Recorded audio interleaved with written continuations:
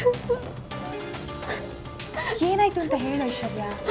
ಬೆಳಗ್ಗೆ ರಂಗೋಲಿ ಹಾಕಕ್ ಹೋದ್ರೆ ಚುಕ್ಕಿ ಸರಿಗಿಟ್ಟಿಲ್ಲ ಅಂತಾರೆ, ಕಾಫಿ ಮಾಡಕ್ ಹೋದ್ರೆ ಸಕ್ಕರೆನೆ ಹಾಕಿಲ್ಲ ಅಂತಾರೆ, ಮನೆ ಕೆಲಸ ಮಾಡಕ್ ಹೋದ್ರೆ ಅದು ಹಾಳಾಯ್ತು ಇದು ಹಾಳಾಯ್ತು ಅಂತ ರೇಗಾಡ್ತಾರೆ.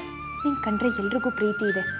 ನೀನ್ ಈ ಮನೆ ಮುದ್ದು ಸೊಸೆ ಅಲ್ವಾ, ಅದಕ್ಕೆ ನೀನ್ ಏನು ಕೆಲಸ ಮಾಡದೆ ಆರಾಮಾಗಿ ಹೀಗೆ ಇರ್ಲಿ ಅಂತ ಹೀಗೆಲ್ಲ ಹೇಳ್ತಾರೆ ಅಷ್ಟೇ. ಮುದ್ದಿನ ಸೊಸೆ ಅನ್ಸ್ಕೊಳ್ಳೋದು ಹಾಗಿರ್ಲಿ ಅಕ್ಕ. ನನ್ಗಂತ ಇವರು ಸೊಸೆ ಅನ್ಕೊಂಡಿದಾರ ಇನ್ನೇನ್ ಅನ್ಕೊಂಡಿದಾರ ಗೊತ್ತಾಗ್ತಾ ಇಲ್ಲ. ನೀನ್ ಇನ್ನು ಇವಾಗ ಕೆಲಸ ಕಲಿತಿದ್ಯಾ ಅಲ್ವಾ, ಶುರುನಲ್ಲಿ ಹೀಗೆಲ್ಲ ಆಗುತ್ತೆ. ಅವ್ರು ನಿನ್ನ ನೋಯಿಸ್ಬೇಕು ಅಂತ ಹೀಗೆಲ್ಲ ಹೇಳಿರಲ್ಲ, ಏನೋ ಆ ಕ್ಷಣದಲ್ಲಿ ಹಾಗಂದಿರ್ತಾರೆ. ಮತ್ತೇನ್ ಮಾಡ್ಲಿ ಈಗ? ಇವತ್ ನೀನೇ ಅಡ್ಗೆ ಮಾಡು. ನಾನಾ? ನಿನ್ ಜೊತೆ ನಾನಿರ್ತೀನಿ.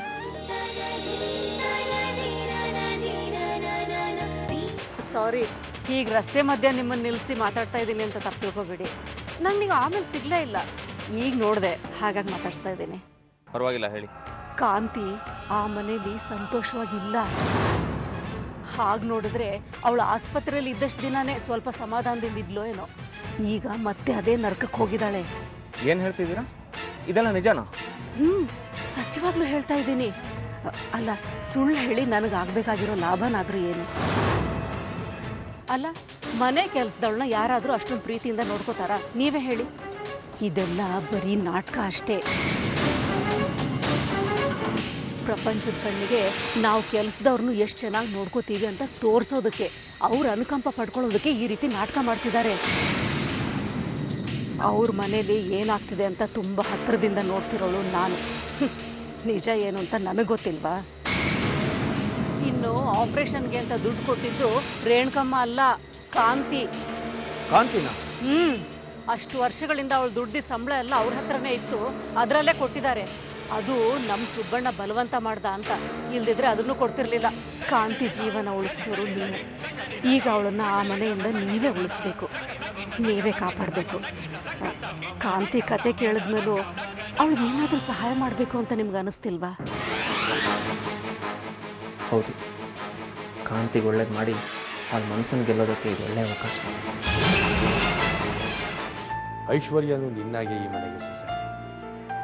ಅಮ್ಮ ಮಕ್ಕಳ ಮಧ್ಯೆ ಹೇಗೆ ತಾರತಮ್ಯ ಮಾಡಿಲ್ವೋ ಹಾಗೆ ಸೊಸೆಯಂದ್ರ ಮಧ್ಯೆನೂ ತಾರತಮ್ಯ ಮಾಡಬಾರ್ದಮ್ಮ.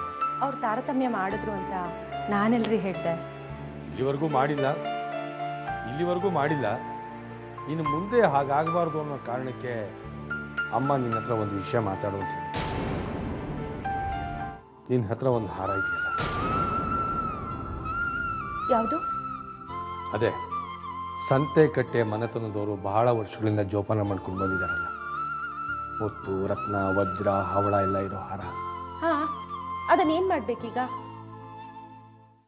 ಅದನ್ನ ಮುರಿಸಿ ನಿನಗೂ ಐಶ್ವರ್ಯನಿಗೂ ಇಬ್ಬರಿಗೂ ಹಾರ ಮಾಡಿಸ್ಬೇಕು ಅಂತಿದ್ದಾರೆ.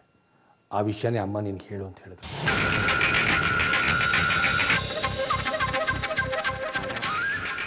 ಅದನ್ನು ತಗೊಂಡೋಗಿ ಅಮ್ಮನ ಕೊಟ್ಬಿಡು.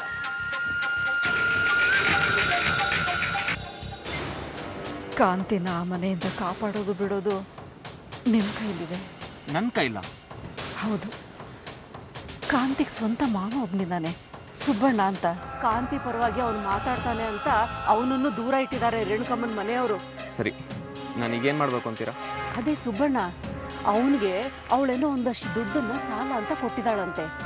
ಅದಕ್ಕೆ ಬಡ್ಡಿ ಚಕ್ರ ಬಡ್ಡಿ ಎಲ್ಲ ಹಾಕಿ ಲಕ್ಷಾಂತರ ರೂಪಾಯಿ ಲೆಕ್ಕ ಹೇಳಿ ಆ ದುಡ್ಡು ತೀರೋವರೆಗೂ ಕಾಂತಿ ಈ ಮನೇಲೆ ದುಡಿಬೇಕು ಅಂತ ಹೇಳಿದಾಳಂತೆ.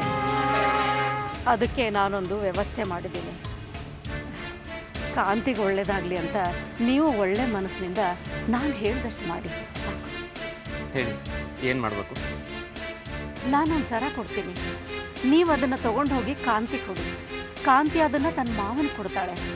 ಮಾವ ಅದನ್ನ ಮಾರಿ ಬಂದ ಹಣದಿಂದ ಕಾಂತಿನ ಆ ಮನೆಯಿಂದ ಬಿಡಿಸ್ತಾನೆ.